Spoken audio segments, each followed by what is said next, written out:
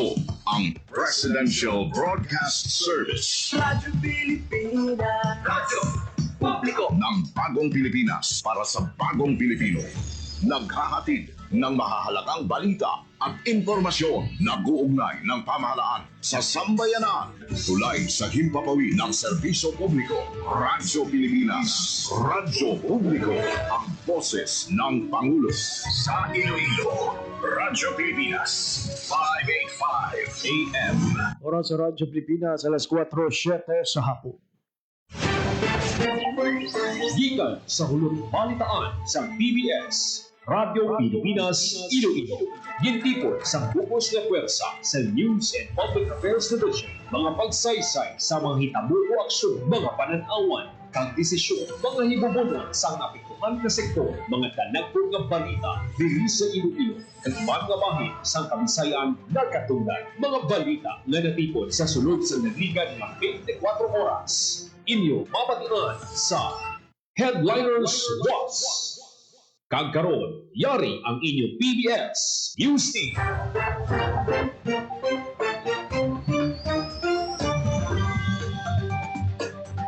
Mayong hapon Pilipinas, mayong hapon Western Visayas. Ini ang Headliners Was adlaw sa Biyernes, Enero 23, tuwing 2026. Kung inyong tagbalita, JP Herbas, kagkaroon sa aton mga headlines.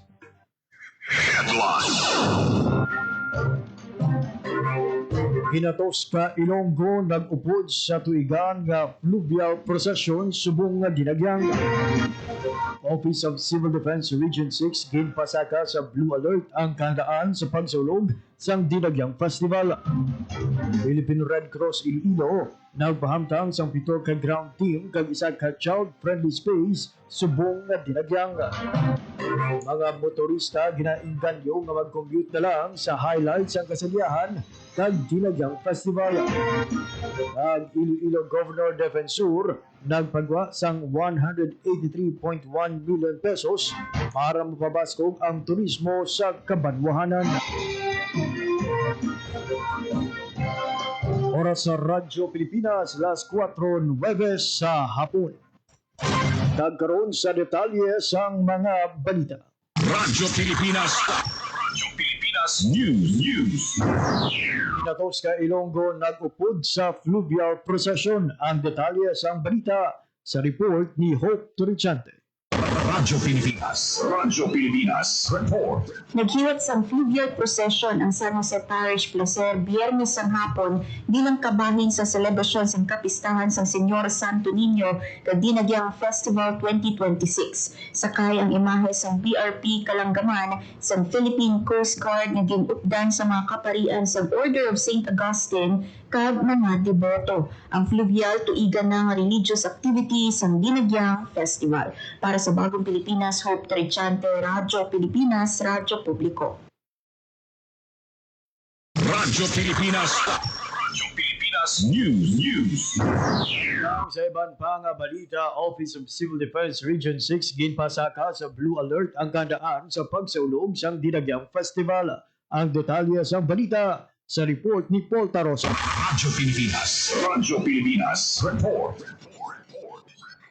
Impaydalong sa Blue Alert ang kandaan sa Regional Disaster Risk Reduction Management Council Operations Center ng tanan sa selebrasyon sa Dinagyang Festival. Katuyaan sa alert status ka nasiguran talon sa inyong koordinasyon sa mga ahensya sa gobyerno ng local government units, labi na kung ginalauman ng pagdagsa sa mga tuloy ng magasinang sa selebrasyon.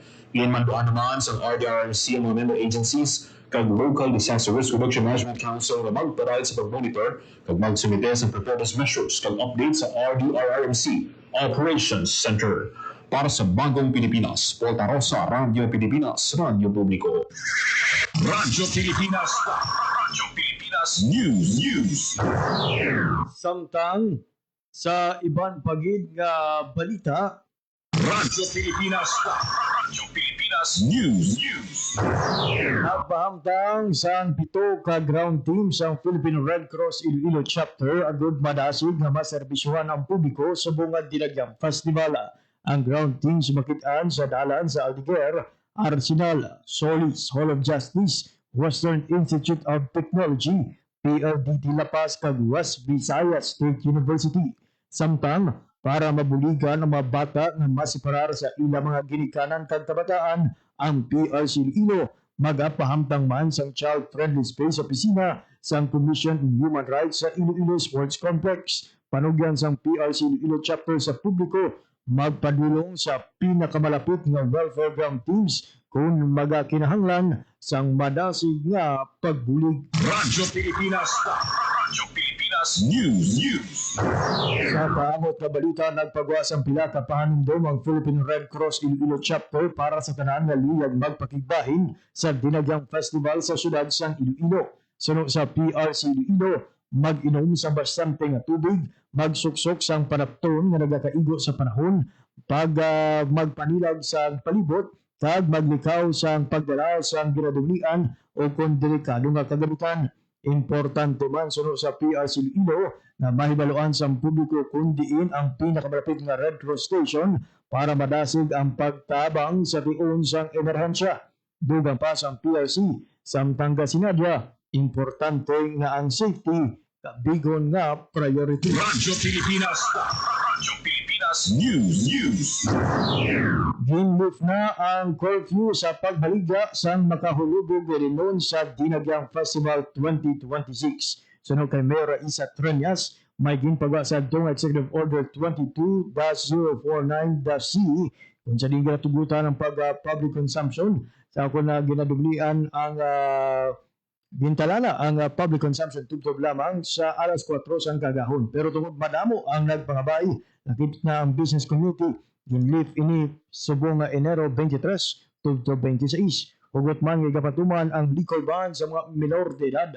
Ang opisina sa Business Permits and Licensing Division, Task Force on Morals and Values Formation, kag Iloilo City Police Office ang otorisado sa paghiwat sang random inspection sa mga bar, restaurant kag mga establishmento. Radyo Pilipinas. Radyo Pilipinas News. Samtang ginainganyo sang Iloilo City Traffic and Transportation Management Office ang mga car owners nga mag-commute na lang sa highlights sang kasadiahan kag subong man sa Dinagyang Festival. Hindi malipod na antisipar sang ICTTMO nga magluwas sang pagginutok sang tawo, kulang ang area nga mahimo parkingan.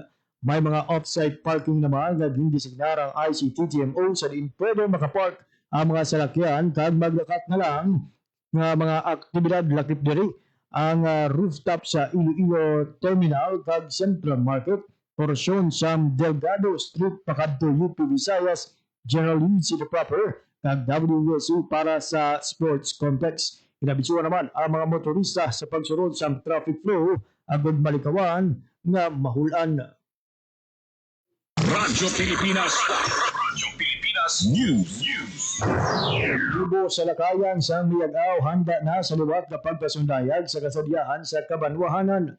Nagabalik si Paul Tarosa para sa detalye sa balita. Radyo Pilipinas. Radyo Pilipinas. Report. At nga mga pasundayag ang tribo sa lakayan sa Miyagaw sa kasadyahan sa Kabanwahanan sa Sabado, Enero 24, 2026. Magkaligid ang pinakabulan ng preparasyon handa ng tribo sa pagpakita sa ilang talento kag madinuagon na performance sa liwat nga pagpasakop sa banwa bugos ang suporta sa lokal nga panguluhan sa tribo sa tanan nila nga kinahanglan halin sa costumes kag transportation. Nagatapat sa oras si Mayor Richard Garrido kung mag-istorya sa mga performers kag maghatag encouragement sa grupo. Ang tribo sa lagayan sa Banwa sa Miyagaw ang hindi na bago sa Kasadyahan Festival na nagkampiyon ini sa tuig 2012 kag 2013. Para sa Bagong Pilipinas, Paul Tarosa, Radyo Pilipinas, Radyo Publiko. Radyo Pilipinas. Radyo Pilipinas News. Iloilo Governor Defensor nagpagawa sang 183.16 million pesos para mapabaskog ang turismo sa Kabanwahanan. Nagabalik si Hope Torrichante para sa detalye sang balita. Radyo Pilipinas. Radyo Pilipinas. Report.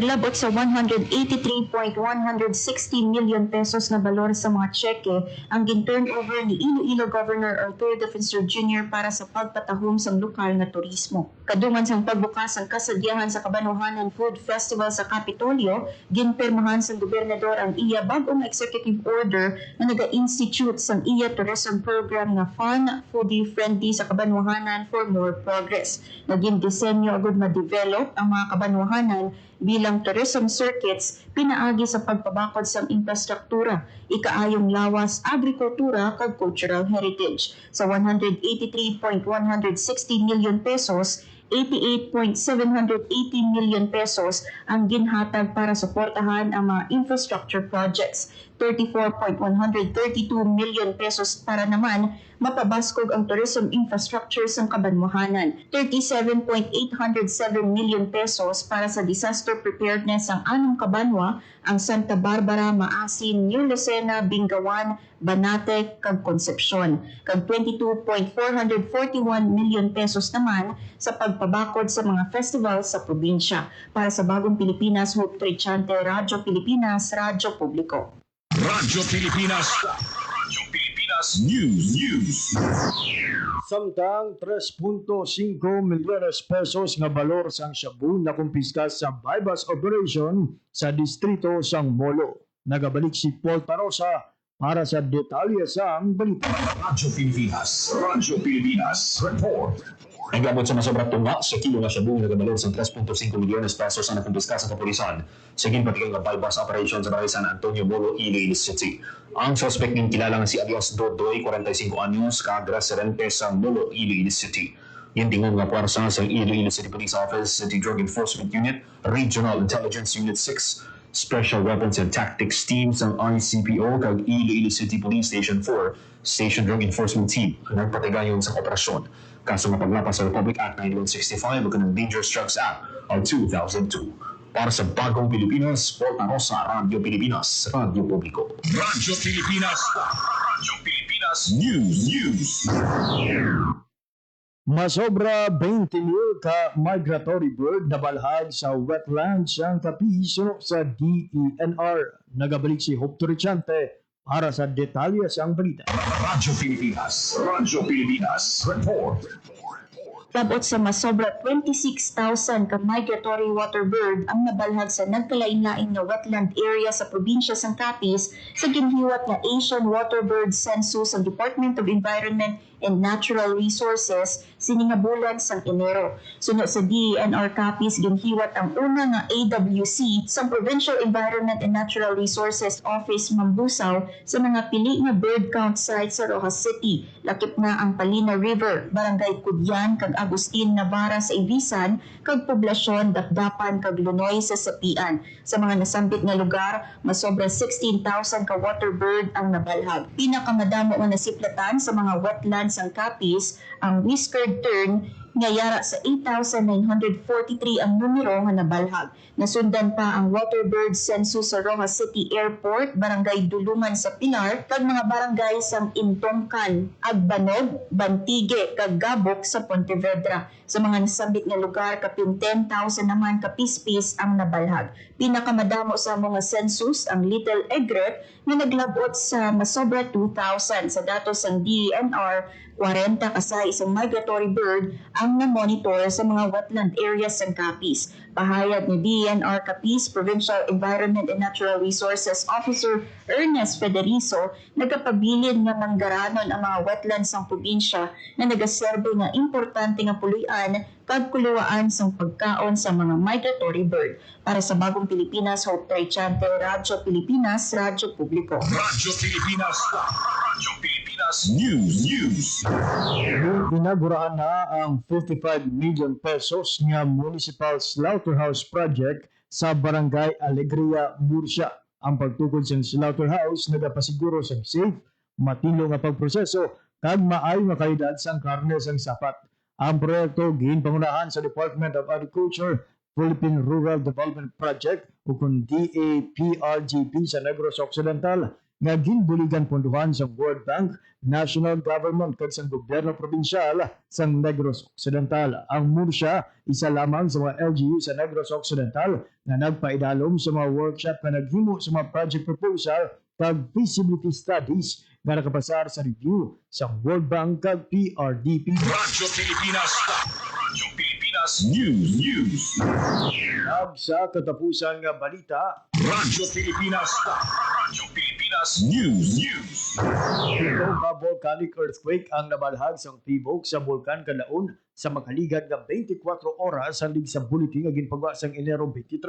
Samtang ang sulfur dioxide flux naman naglabot sa 2,736 tonelada kada daw sa Enero 22. Sa gihapon, nagapabilin sa alert level 2 ang Bulkan Kalaon sa Negros. Radyo Pilipinas. Radyo Pilipinas News. Oras sa Radyo Pilipinas, alas 4:22.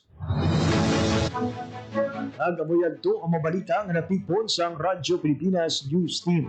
Para sa headliners buwas sumudlaw sa Biyernes, Enero 23, 2026. Sa ngalan sa akon mga katuwang teknikal, Mr. Rochelle Jones Otahero sa studio at Mr. John Magallanes sa transmitter. Ako naman ang inyo ng intag balita, JP Hervas. Madamo nga salamat sa inyong pagpamati. Maayong hapon, Pilipinas. Ang inyong tulay sa himpapawid ng serbisyo publiko, ang Presidential Broadcast Service, Radyo Pilipinas, Radyo Publiko. Radyo Pilipinas. Radyo Publiko. Kinilala ng pang-international at prestigyosong Asia Pacific Broadcasting Plus Awards 2025 para sa kategorya ng Government Streaming. Ito ay dahil sa epektibo nitong pagsasanib ng mga tradisyonal na media tulad ng telebisyon, radyo at print para masabayan ang mabilis na pag-inog ng mundo ng digital at social media tungo sa mas epektibong paghahatid ng mahahalaga at napapanahong mga impormasyon sa mamamayang Pilipino. Kinilala rin ang Radyo Pilipinas dahil sa patuloy na pag-akyat ng rating. Ngayon ay matatag sa pang-4 na pwesto sa Mega Manila ayon sa pinakahuling Nielsen Radio Audience Measurement Survey. At sa social media, nakamit ang mahigit 2,000% pagtaas ng bilang ng mga sumusubaybay sa Radyo Pilipinas page sa unang bahagi ng 2025. Patunay ito na ang inyong Radyo Pilipinas Radyo Publiko ay tunay na kaagapay ng inyong pamahalaan sa paghahatid ng serbisyo sa mga mamamayang Pilipino. Mula sa aming lahat, sa ngalan ng inyong pamunuan at mga kawani ng Presidential Broadcast Service, kasama ang inyong mga himpilan ng Radyo Pilipinas sa buong kapuluan. Maraming salamat po sa inyong lahat, sa inyong pagtangkilik at pagkilala. Radyo Pilipinas. Radyo Publiko. Time to celebrate kulturang Pinoy, tradisyon, musika,